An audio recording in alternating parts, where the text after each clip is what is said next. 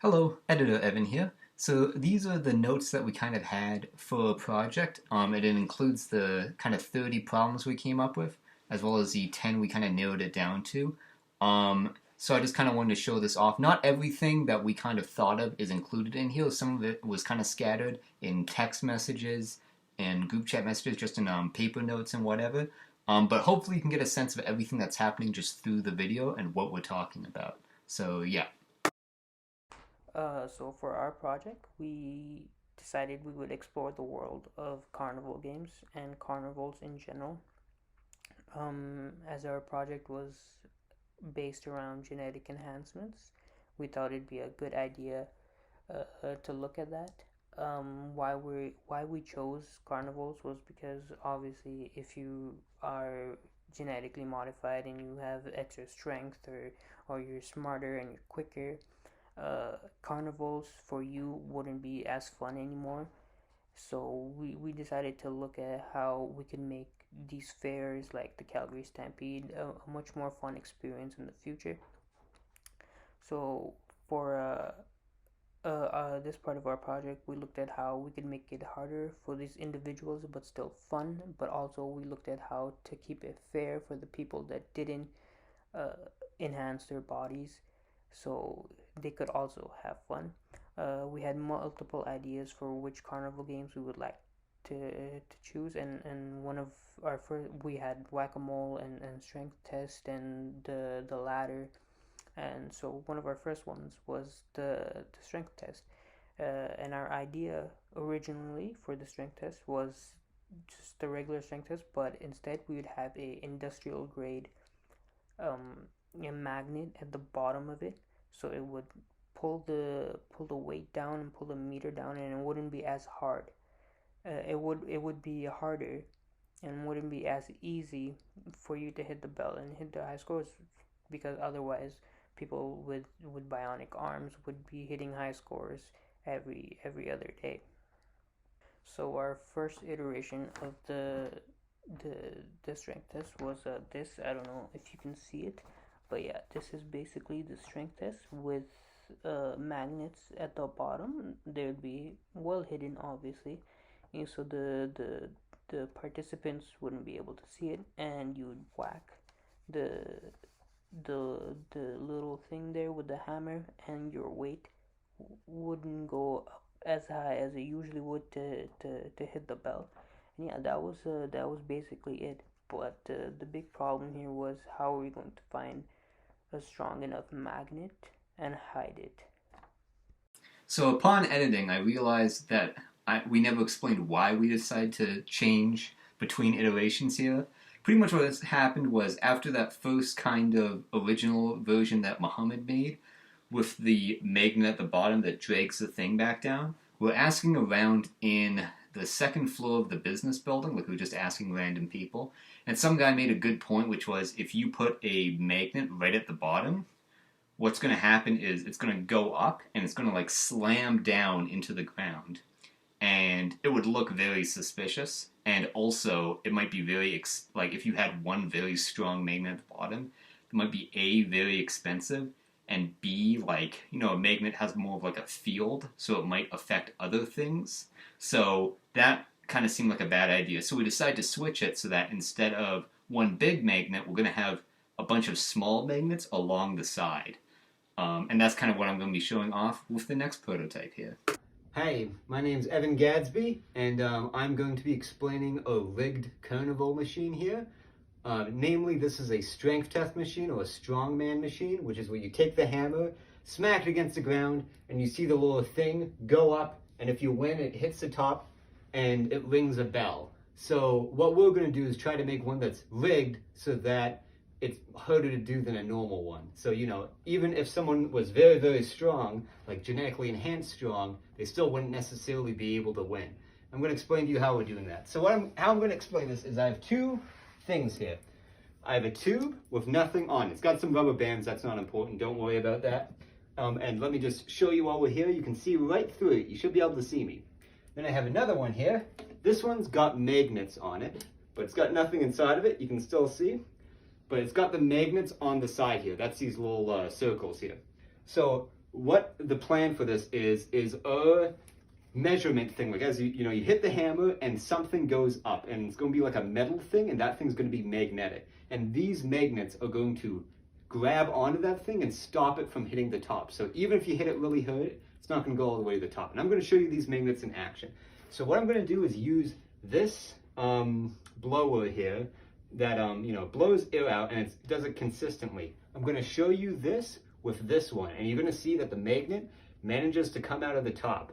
But when I do it with this one, with the magnets on it, it's going to not come out of the top. Therefore, in a carnival, if had nothing on it, the person would win. If it had the magnets on it, the person wouldn't win. Now let me demonstrate that. Okay, I'm testing the non-magnetic one here. This one's got nothing on it, and you're gonna see the magnet come out the top. It's gonna be loud. Nothing I can do about that.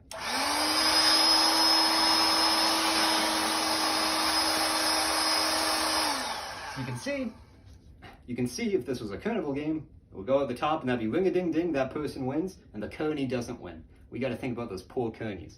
So here's the other one. It's got magnets on it, hopefully you can see all right. Gonna be doing the same thing. I didn't mess with this at all, same same velocity, all that kind of jazz. Here we go.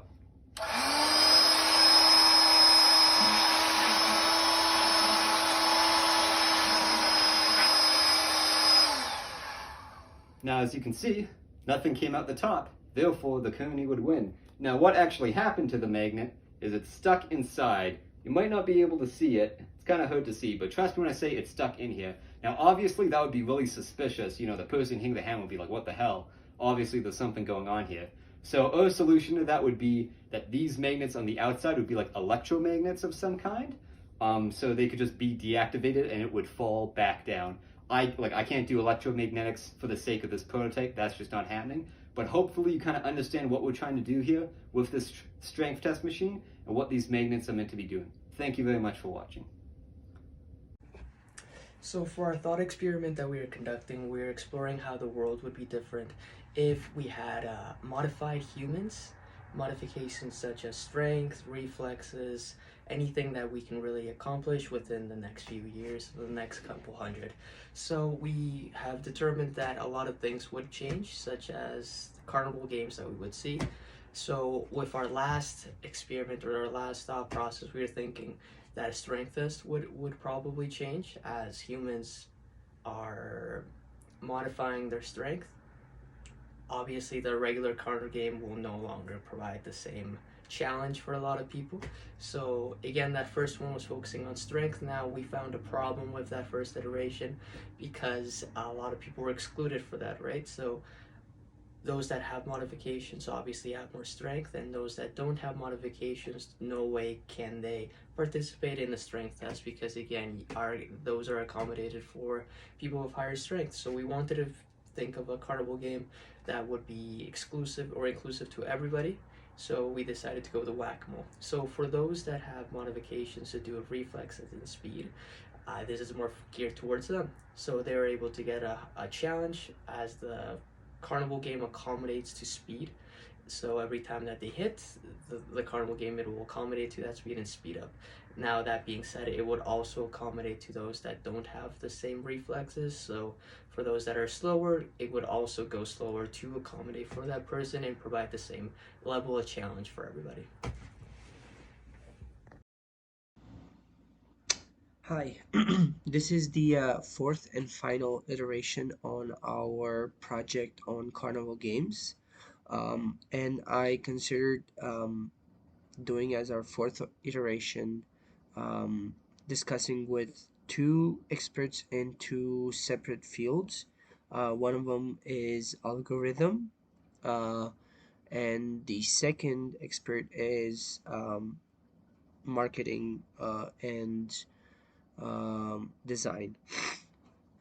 I want to start by saying that the algorithm expert has brought us some really good insight on the type of games that do have an algorithm of winning, and the games that not really have that much of an algorithm and it's more of a skill and just a bunch of sleazy um, ways to win the game.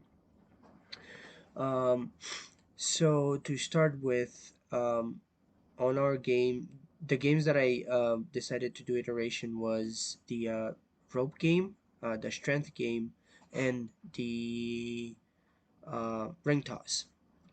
After discussing with the algorithm expert, he has brought us to our attention that those four games that we decided to do on, um, don't really have an algorithm. On top of that, what they do have is a bunch of um, mathematical aspects that makes the game harder um, for people. So when we take in consideration that uh, people with enhancements will be able to play and win the game, and people without enhancement play the game and can win, is pretty similar. I don't think we have to do anything in order to change those games because they're hard enough.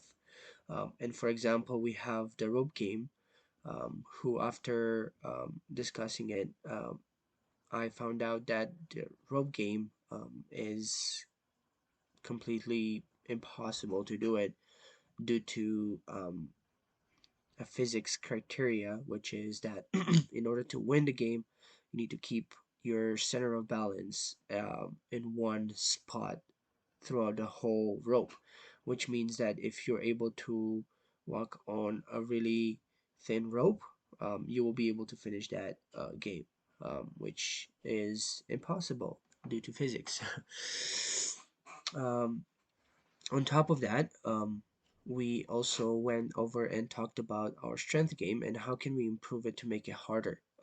And when we made the first iteration about magnets, we added magnets in order to make the game harder. Um, but what he decided, and he thought it would be a better idea, is use hydraulic fluid in components um, that would help the power of the bell to ring harder because um, the hydraulic fluid, what it does is it helps you um, set up a certain strength that you need in order um, to break something or open something. And as for example, we have the machineries that firefighters use to take people out of cars that are stuck inside a car, uses a hydraulic fluid system, which means that in order to open those really heavy metals, you need a great amount of strength, and that what the hydraulic fluid does to those clamps. They makes it to pop it up open. Um, Another thing that it was really interesting to touch on was that he suggested that what if all of these games, since it's in the future, would be VR. That way, you can make an even field um, to play for people with enhancements and people without enhancements, because it's just virtually you don't really need a strength. You don't need strength in order to win a game, but what you need is, to be good at that game, um, and not just being stuck to what the games that we have, but to any game. All the games that we have in a carnival could be all digitally or on VR, and I think it's would be really easy for people with enhancements and without enhancements to compete. Another thing that he helped us with is this telling us that the claw machine that we all know and we're trying to win um, funny and really rewarding prizes, are actually have an algorithm, and he went on saying that um, the claw machine has a certain power to pick up, set up every certain amount of tries.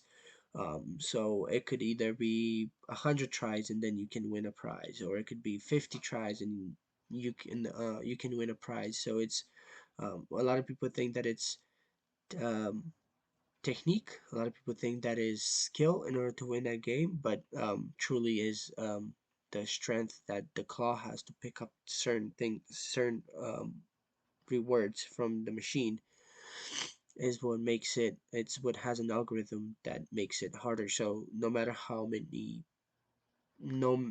much you practice for that game, you will still be able to fail due to the algorithm. Um, uh, Instead of we another thing that I think it was important was have it digitally instead of physically. He asked us how expensive could it be to do all of these um, upgrades to our machines. And another interesting thing that he kind of upgraded our ring toss game is having the bottles and the ring tosses and the rings with magnets. And what we know is that if magnets are not like if they have the same poles, they will reject each other. So we thought of having the the bottle with, for example, south pole of the magnet, and then have the rings with the south pole side as well. And that way, when you think you're gonna make it, they just gonna bounce it out, and you're never gonna be able to win. So yeah, these are the type of things that our algorithm expert helped us.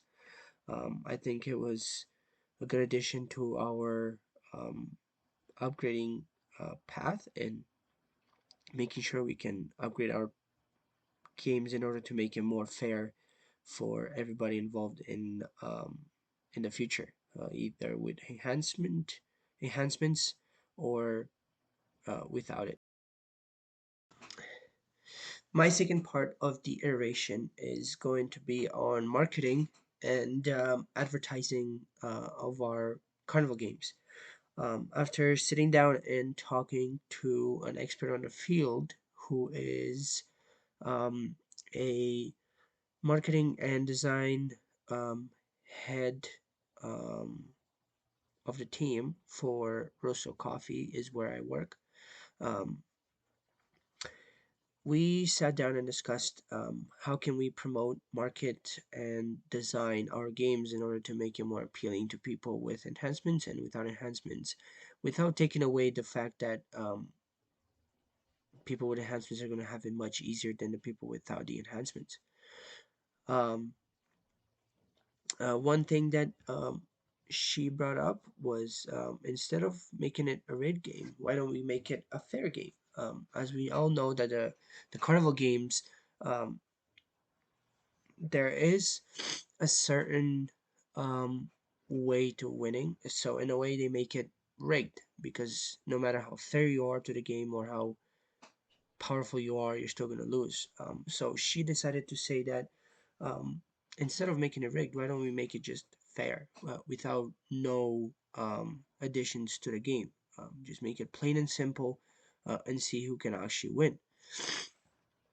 Um, and touching on that topic, what we went on and discussed is how can we make it fair for people without enhancements and people with enhancements to play the game. So she thought, what if the company, which is Icarus, the people that create these enhancements, create some drugs that can help you for, half an hour or 45 minutes. You have a certain strength, either um, throwing really fast or you know, having a precise toss or having the certain ability to um, keep your balance on a rope. Um, as we talked back, that in order to win the ladder game, you need to have a certain balance on the same spot. So what if there's a drug that can help you with that? So that way, people that don't have enhancements can have the ability to have the same powers for a certain from a limited time in order to win the game. Um, with that fact is that what we can say is, well, in order to win the game, it's not just the fact that you have powers, but you need to be able to practice those powers before you use them.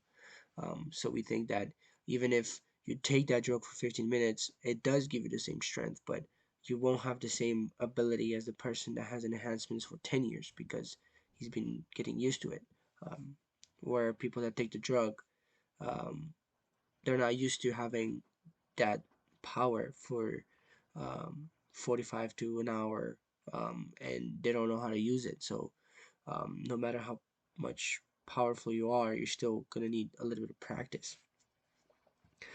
That way, it's still competitive. We can prove that, hey, even though you have enhancements, you still need to have a little bit of practice or know how to use the certain enhancement in order to win. Um, Another thing that we discussed is in order to promote it or marketing, we could have the same games in the carnival um, in certain bar games. As we know that um, the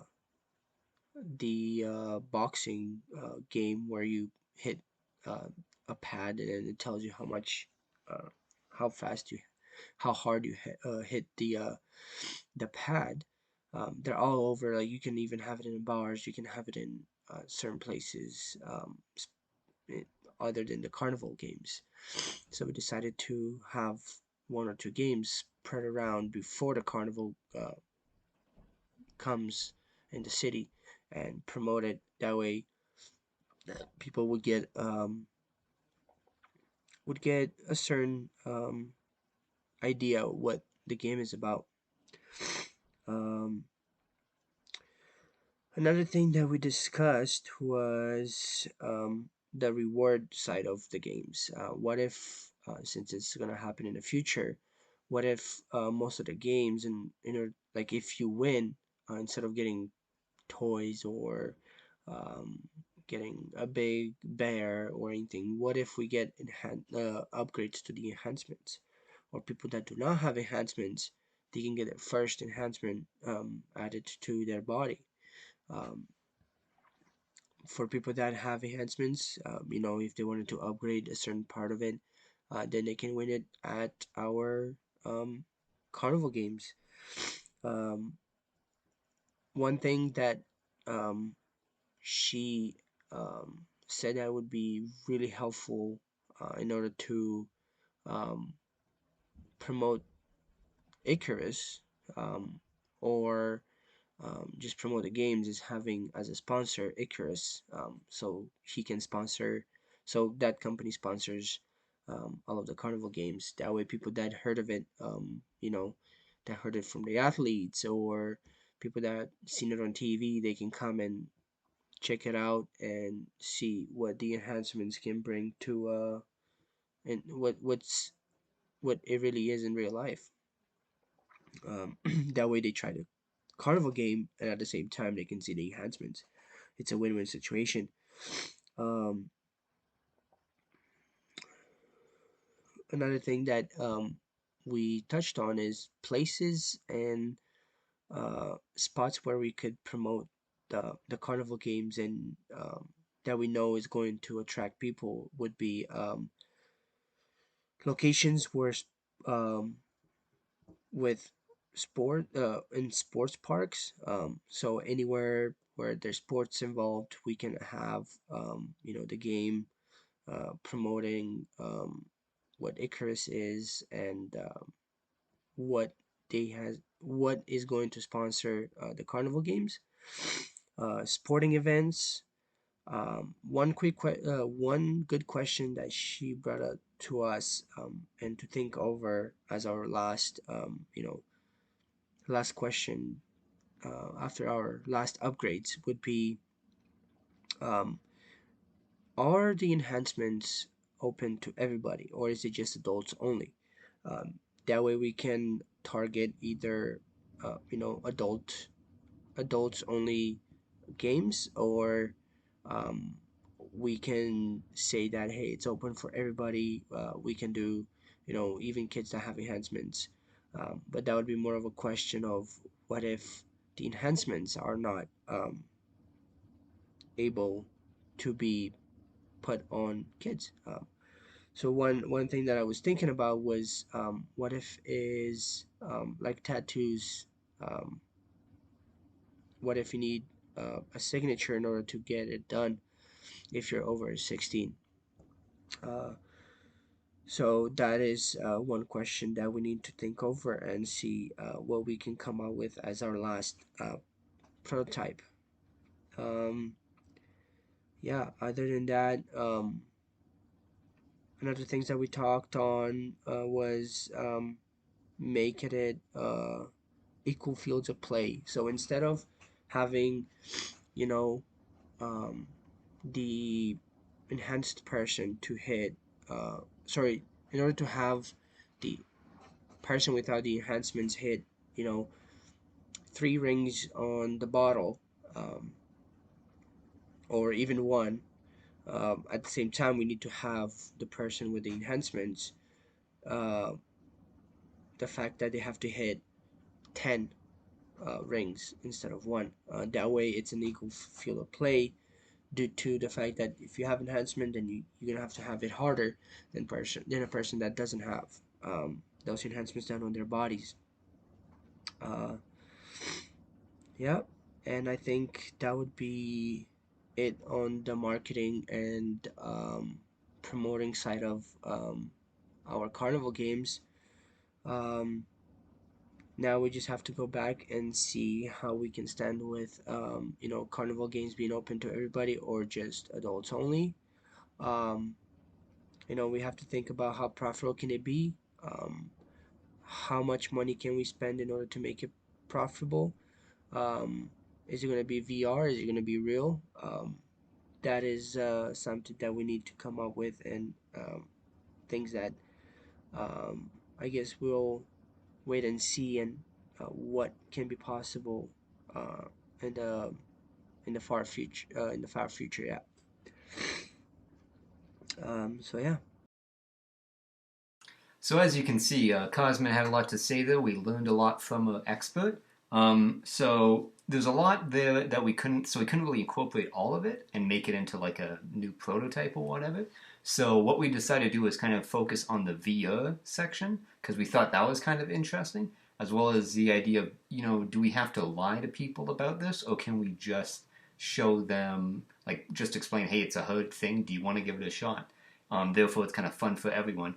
So just to demonstrate what it might look like in VR, I made a 3D model of a possible kind of whack-a-mole game in VR called Imp Slap. Do you get it? So you can kind of see just like there would be a person there and they could use like a hand to smack down the things. And there's no reason this wouldn't work in VR. I know you're personally kind of familiar with VR. You put on the headset, you just use the hand thing to hit the things down. So that would be a way it could incorporate everyone. And even in that case, it wouldn't matter if you're like tall, if you're short, anyone could use it. It could even be possibly used from home. And then the prizes could be something electronic. A lot of video games incorporate skins into the game to kind of make an aesthetic reward or a visual reward. We could use something like that.